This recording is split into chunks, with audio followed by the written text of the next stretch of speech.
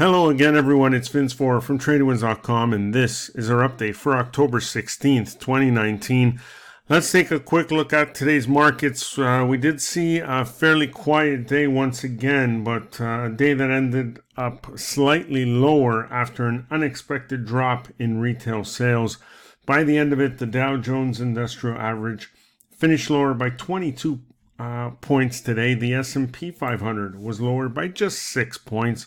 The NASDAQ finished down 25 points, and the Russell 2000 was actually higher by a little over 1.5 points. So a fairly quiet day overall. Bond market was pretty much flat, and the yield on the 10-year note is at 1.746%.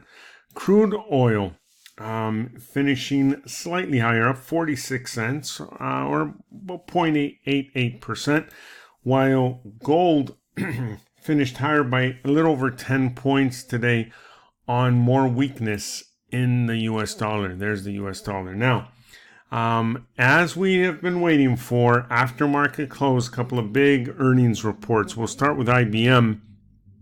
IBM did miss slightly. They came in by beating earnings by just a penny, came in at 268 versus 267, but missed their revenue targets, and it's the fifth straight quarter of lower revenue. So after market close, IBM is lower by over $7 a share, or a little over 5%, while Netflix came out.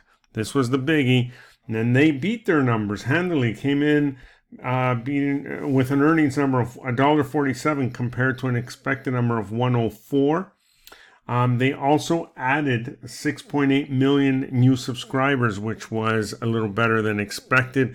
And so after market close, the stock is up over $25 a share, or about 9%.